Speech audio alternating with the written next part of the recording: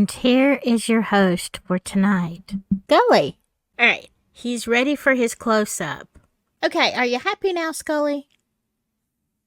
He's such a ham. Hello, my spooky friends and wonderful weirdos. I hope you are having a lovely, lovely evening. If you're new to this channel, welcome to Avalon Cottage. I'm Silky, and I love to tell true ghost stories. It's one of my favorite things to do. And tonight I have some true ghost stories for you taken from some groups on Facebook that you probably haven't heard. And these are just people sharing their own true experiences. So if you like that kind of story, then hit the subscribe and give me a thumbs up and let's get into it. It's not always ghosts. Actually, not sure what, but I know it's my reality now. I was 12 years old, went to bed. I remember the room was dark, but I could still see a garbage bag move, like really move, but no one was there. I scratched it off like it was a rat or something. I checked the room, nothing. So I was in bed and I saw my brother go to bed. I said goodnight, and he did the same. I'm still thinking about the plastic garbage can moving.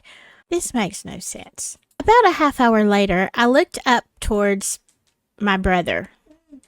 What? Okay, I'm going to read this as is because I really don't understand it. But I get the gist, and I hope you will too. I'm still thinking about plastic garbage bag to move, only clean socks in there. It took about half an hour later. I looked up towards my brother. He is about 5 feet away at a 90-degree above my bed. So, like, he's floating above your bed? I'm not sure. I'm on my side, and I looked up, and I see a light. The light must have got my attention because I did not hear anything. There I saw something about my size. I was about 5'5", maybe 130 pounds. I saw him pointing to a light inside my brother. Inside your brother? Okay. I saw his eyeball really good. This thing looked like Gollum in Lord of the Rings. Next thing, I jumped and grabbed his legs and threw it on the bed. Like, okay, wait a second. Okay, you said it wasn't a ghost. I am very confused here. My brother went to turn the light on. He froze in fright while I battled it. A queen-size bed was pressed against the corner of the bedroom. I threw it with hip shoulder toss. Okay, this is, I don't know. Like, I don't know if I'm buying this story. Okay, this is weird. Because what, like, you can't pick up a ghost, right? My understanding is your hand goes through them. Yes, I'm one of 6 boys, all kind of rowdy. This thing crinkled up into nothing. It messed my head up. Yeah. Alcoholic by 13 years old. Now, this is starting to feel a little bit different. Took me a while to accept what happened. The next day, my brother almost lost his eye in an accident. Wow. Took us a few decades to be able to talk about this without stress. This was maybe 1978 or 79. I just turned 58 in February. Okay. So, you had an altercation with something that wasn't a ghost. I'm thinking it wasn't demonic, but you could actually touch it, and I don't know. And I would normally say, okay, this is a bizarre story, and I'm sorry, but I would normally say it was a hallucination or a dream or something that felt real. But the fact that you were talking about it with your brother and it took a couple of decades to be able to talk about it, that means that he saw it too. So what in the heck was this thing? Do y'all have any idea? Because I'm at a loss here. If you can physically touch it, I don't know what that was, but I definitely understand why it took you so long to and the whole substance problem. Like I guess it would take somebody a while to figure, come to terms with that. I don't know. I am so sorry. Wow, what a story. What do y'all think? What is that? What was it? I don't know. Again, we're talking about, have you ever seen a ghost? Yes, several. Too many. Here is one. The building still stands. The door opens every night at midnight. The deadbolt and door both are locked. Regardless, you can see everything moving, but you can't see anyone. One day I heard it walk in. Heard what walk in? What? I bumped it, but I didn't see its face. Did you feel it? Well, this whole feeling ghost. Now, this whole thing is starting to get a little bit bizarre to me. I was just turning around to see, and a quick touch on my shoulder, and it went flying.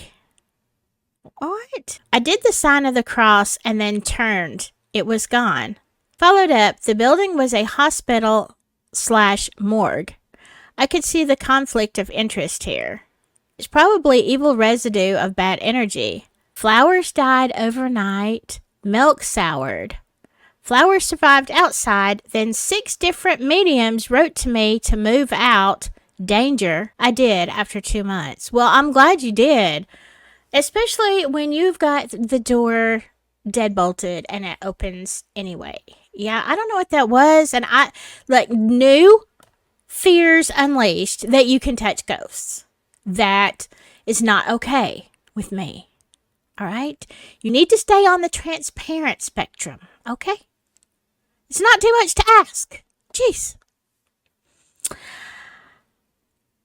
My 17-year-old uncle, who was shot and passed away on the property long before I was born, appeared as a solid person to me in the house. I had never met him. What? So I had no idea who it was. I told my grandma that I saw someone there and described him.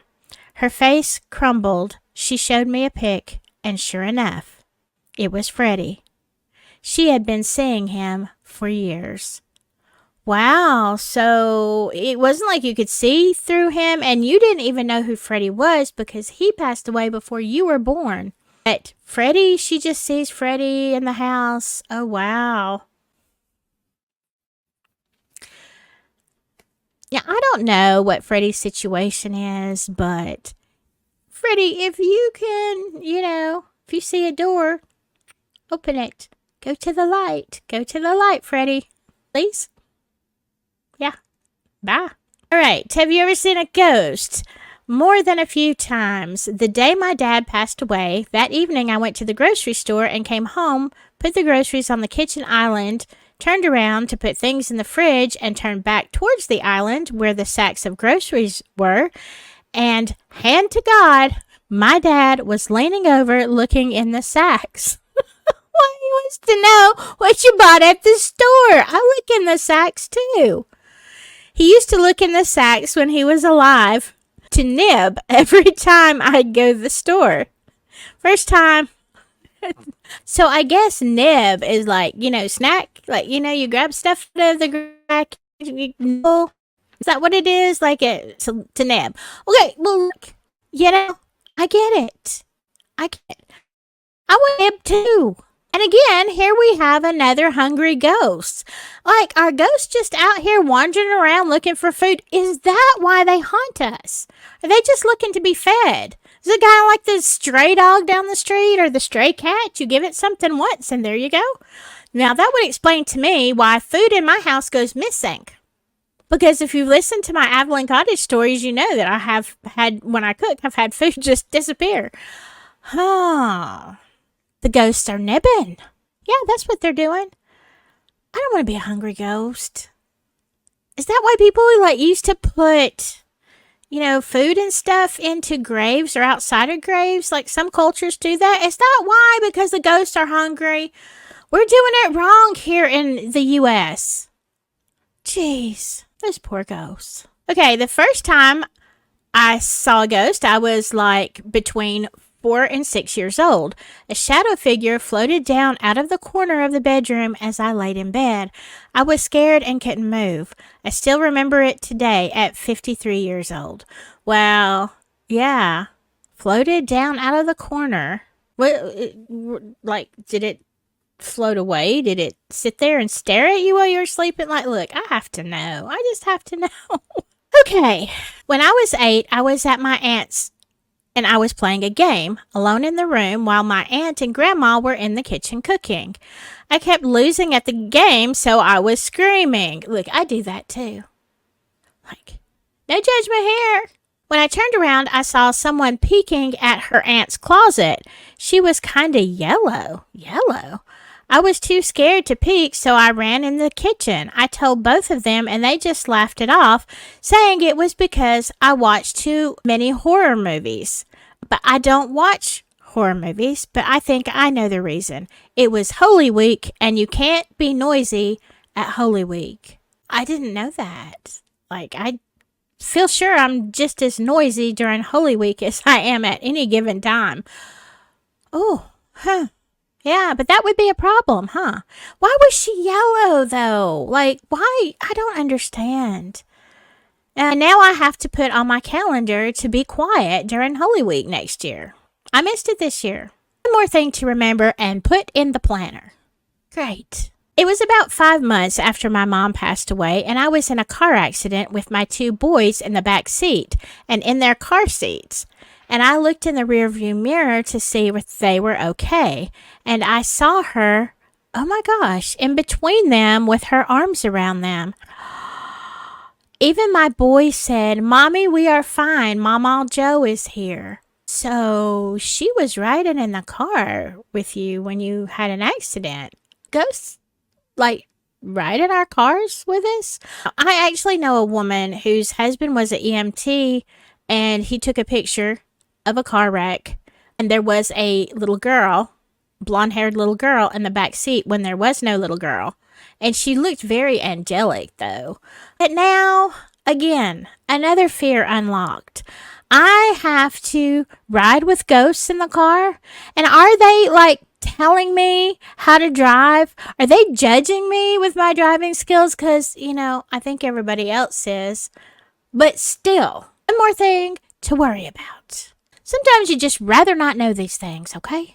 So that is the end of our ghost stories for tonight. I hope you rest well. I hope you sleep. And I hope you can rest well after all that, knowing that ghosts are going to bump you, throw you around, open your doors, eat your food, and ride with you in the car in judgment of your driving skills. Yeah, there you go. You're welcome for all brand new fears unlocked. Yeah. Okay, so if you're not subscribed to this channel, please hit the subscribe if you like this kind of content. And in the meantime, y'all watch out for ghosts. And whatever you do, stay spooky. All right, I'll see you later. Bye-bye.